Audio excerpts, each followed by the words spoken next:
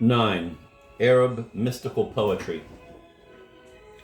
It happens that as early as the 9th century there occurred an equally unlikely fusion of Iranian Manichaeism, Neoplatonism, and Mohammedanism in Arabia, and the fusion was reflected in a religious poetry employing erotic metaphors that are strikingly akin to those of courtly rhetoric.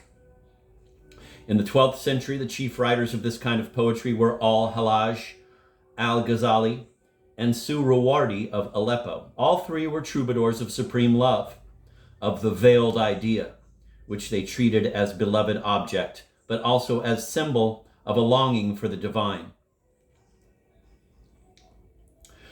Suhrawardi, who died in 1191, supposed Plato, whom he knew at second hand from Plotinus, Proclus, and the Athenian school, to be a successor of Zoroaster. Indeed, his Neoplatonism displays marked Persian mythical features, in particular the doctrines about an antithetical relation of the world of light and the world of darkness, which he borrowed from the Zend Avesta, where those that had inspired Manes and that became the root of the Catharist faith. These doctrines, exactly as happened later with those of the Cathars, were transmuted into a chivalrous love rhetoric, the nature of which is indicated by the titles of two mystical treatises, The Lover's Familiar and The Romance of the Seven Beauties.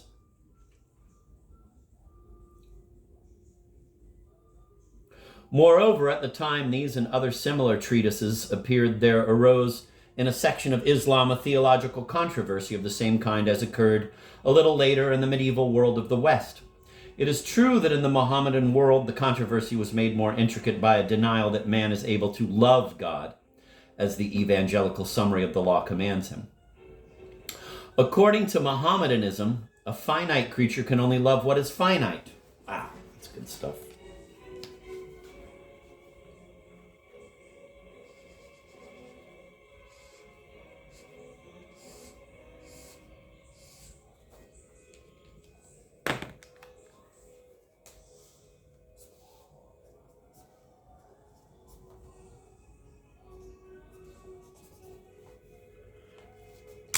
It is true that in the Mohammedan world, the controversy was made more intricate by a denial that man is able to love God, as the evangelical summary of the law commands him. According to Mohammedanism, a finite creature can only love what is finite. In order, therefore, to express that love of the divine which they believed themselves to be experiencing, Arab mystics of the 12th century had to resort to symbols having a secret meaning. Thus, praise of wine being forbidden by the prophet, became symbolical of the divine intoxication of love. But apart from this peculiarity, not without parallel in the situation of courtly rhetoric, the problems set up by the poetry of the Near East and by that of the West are identical.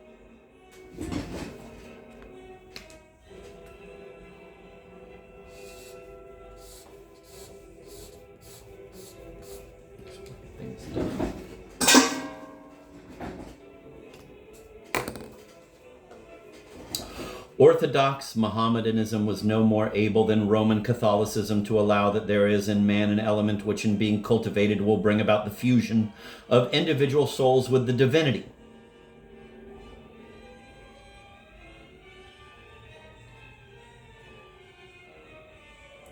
But it was precisely this potential union of creator and creature that was being implied in the erotico-religious language of Arab mystic poetry.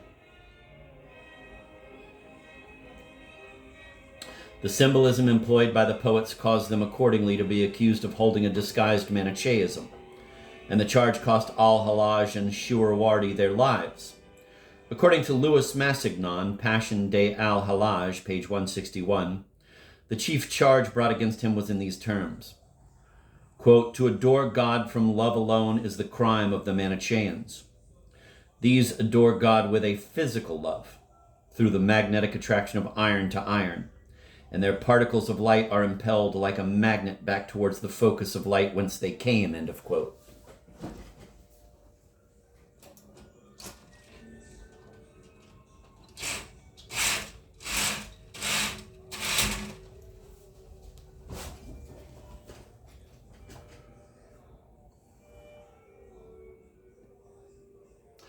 There is something poignant in the discovery that the grounds of the controversy are those which reappear in the case of the troubadours, and later on, as we shall see in Mutatis Mutandis, the case of the great Western mystics from Meister Eckhart to John of the Cross.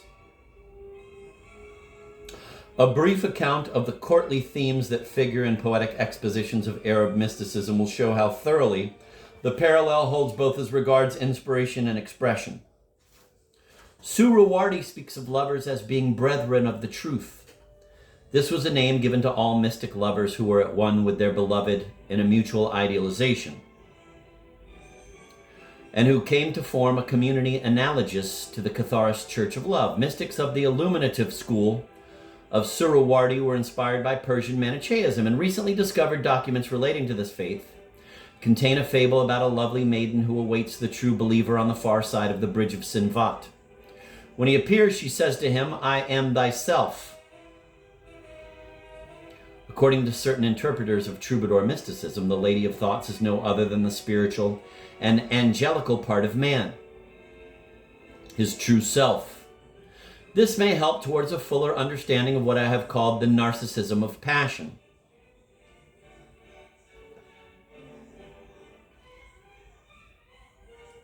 The Lover's Familiar is built upon an allegory of the castle of the soul, which has various floors and compartments. In one compartment, there is a feminine being called the Veiled Idea. She possesses secrets that will assuage, and it is she who can impart magic. The Celtic Esilt was also a magician, quote, "an object of contemplation and a mystic vision," end of quote.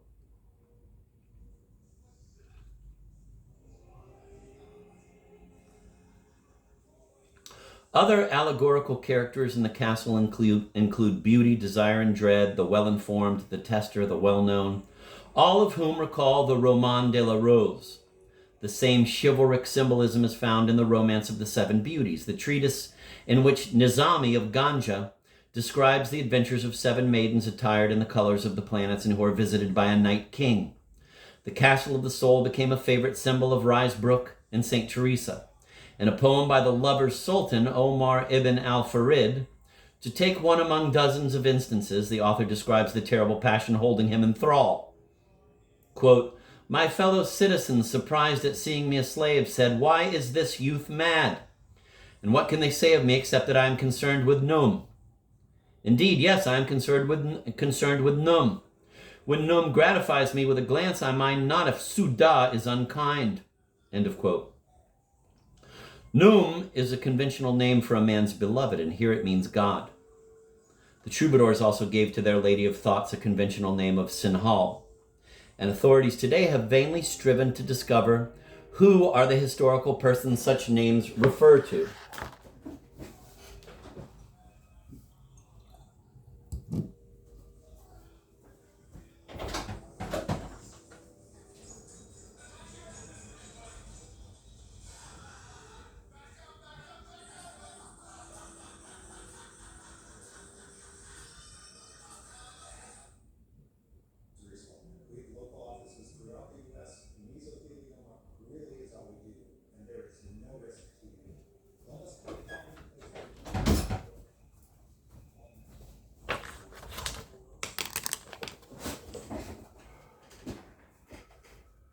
Both the salutation and the salute that the initiated wish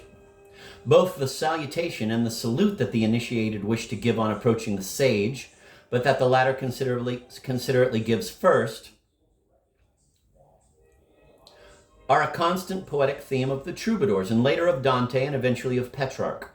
All these poets attach extreme importance to the salute given by the lady, and their doing so is easily understood if we bear in mind the two senses of salutare, namely to greet and to save.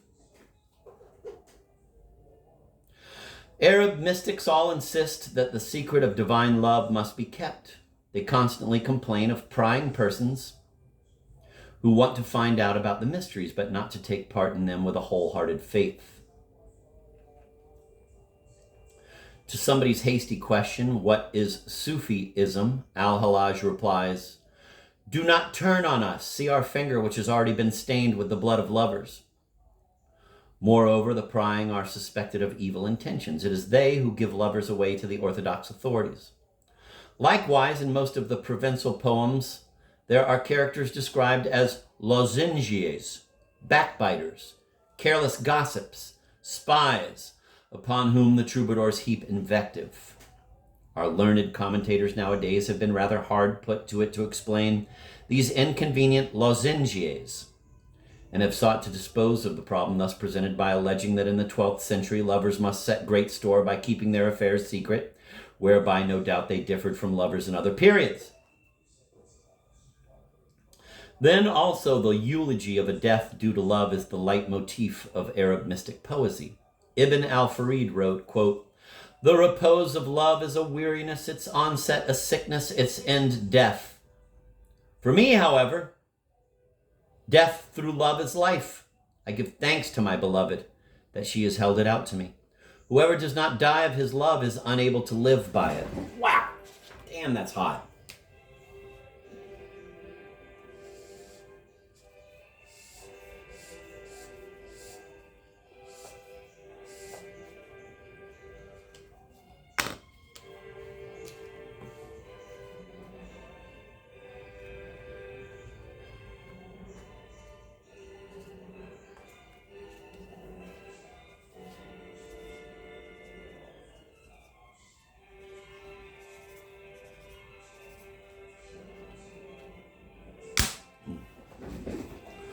This is the very cry of Western mysticism, but also it is that of Provençal poesy.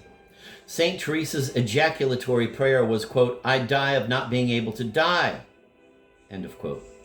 Al-Hallaj wrote, quote, "In killing me you shall make me live, because for me to die is to live, and to live is but to die," end of quote.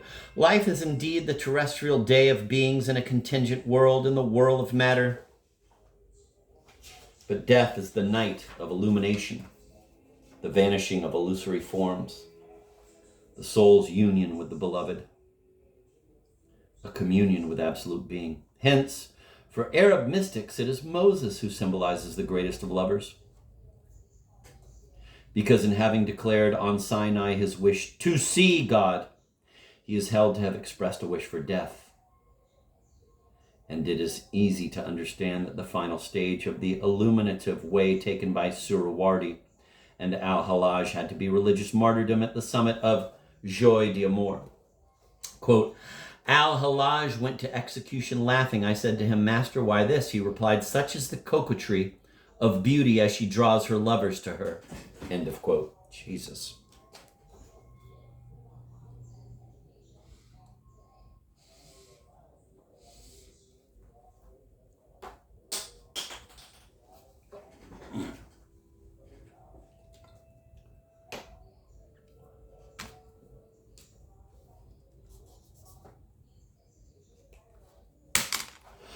Finally, it has been ascertained that so-called platonic love was in honor among the members of a tribe enjoying a great prestige in the Arab world, the tribe of the Banu Odri, whose members died of love owing to their persistent exaltation of chaste desire.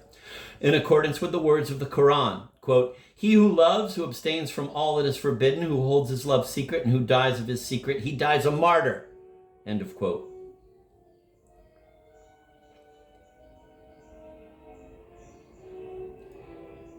Odri love became all the way into Andalusia the name of that which was going to become courtly love, first in the south of France, and then in the north of that country in readiness for Tristan. Can it be established that Arab poesy actually influenced courtesia?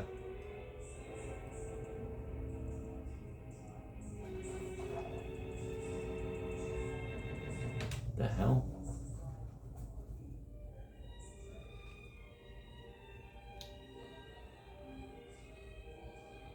Renan wrote in 1863, quote, "An abyss separates the form and spirit of Romance poetry from the form and spirit of Arab poetry." End of quote. Another scholar, Dozy, his contemporary, declares that Arab influence upon the troubadours has not been established. Quote,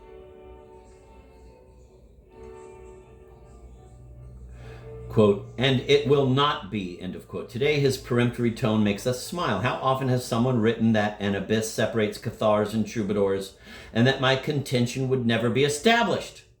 From Baghdad to Andalusia, Arab poetry is one. One in the language and one thanks to continuous exchanges. Andalusia was contiguous to the Spanish dominions, whose dynasties were mingled with those of Languedoc and Poitou. By now, the blooming of Andalusian lyricism in the 10th and 11th centuries has become well known. The detailed prosody of the Zadjal is that adopted from the first troubadour, William of Poitiers, in 5 of the 11 poems by him that have come down to us. To try to establish Andalusian influence upon the courtly poems is no longer needful. The work of the American A.R. Nichol, his translation of The Dove's Necklace by Ibn Hazm, an exposition of Arab courtly love, and his general survey, Hispano-Arabic poetry, and its relations with the old provincial troubadours, Baltimore, 1946. V. Also the writings of Louis Massignon, Henry Perez, Emil Derringam, Meningus Pidal, Carl Apple, etc.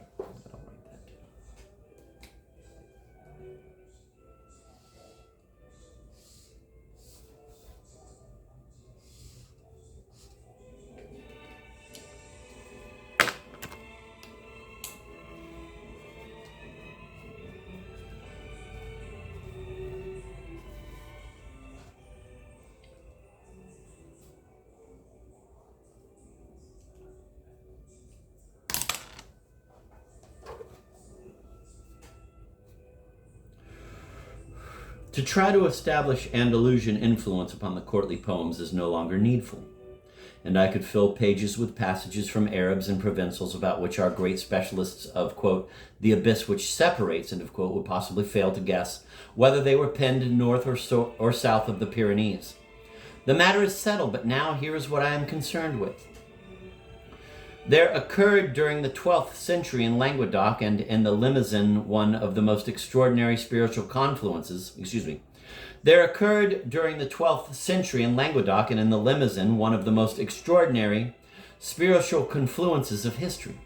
On the one hand, a strong Manichaean religious current, which had taken its rise in Persia, flowed through Asia Minor and the Balkans as far as Italy and France, bearing the esoteric doctrines of Maria Sophia and of love for the form of light. On the other hand, a highly refined rhetoric with its set forms, themes, and characters, its ambiguities invariably recurring in the same places, and indeed its symbolism pushes out from Iraq and the Sufis, who were inclined alike to Platonism and Manichaeism, and reaches Arabic Spain, then leaping over the Pyrenees. It comes in the south of France upon a society that seems to have but awaited its arrival in order to state what it had not dared and had not been able to avow either in the clerical tongue or in the common vernacular. Courtly lyrical poetry was the offspring of that encounter. Thus it was that from the final confluence of the heresies of the spirit and those of desire, which had both come from the one east along either shore of the civilizing sea, there was born the great Western model of the language of passion, love,